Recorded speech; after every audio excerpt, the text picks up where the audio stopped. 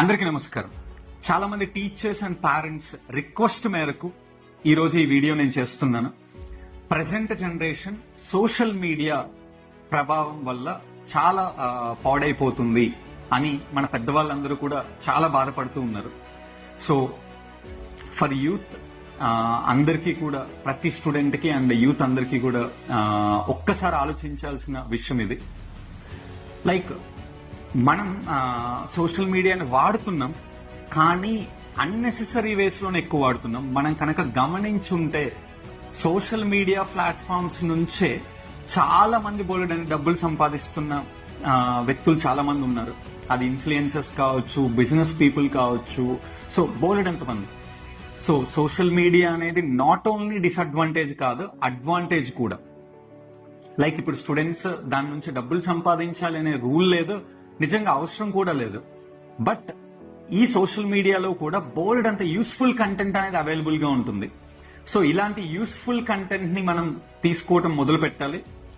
But enjoy చేయొద్దు అని నేను అనట్లేదు, ఎంజాయ్ కూడా చేయండి. బట్ ఓన్లీ ఎంజాయ్మెంటే కాకుండా కొంచెం యూస్ఫుల్ కంటెంట్ ని కూడా కన్జ్యూమ్ చేసుకుంటూ ఉంటే మనకు కూడా చాలా నాలెడ్జ్ అనేది వస్తుంది. ప్రతి టెక్నాలజీ ద్వారా అడ్వాంటేజెస్ ఎన్ని ఉన్నాయో డిసడ్వాంటేజెస్ కూడా అన్నీ ఉన్నాయి.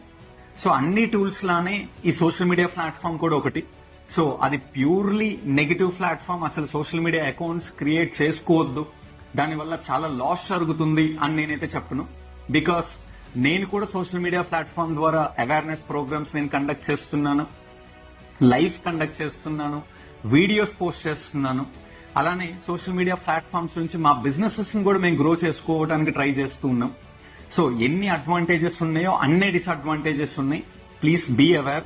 బికాస్ లైక్ మనం అన్నెసరీ కంటెంట్ ని లైక్ చేసినా, షేర్ చేసినా, ఒకసారి సెట్ చేసి చూసినా కానీ ఈ ఏఐ టూల్స్ వల్ల లైక్ అలాంటి కంటెంట్ నే మళ్ళీ మనకి లైక్ ఫీడ్ చేసే ఛాన్సెస్ ఎక్కువ ఉన్నాయి. కాబట్టి సో ప్లీజ్ బీ కేర్ఫుల్.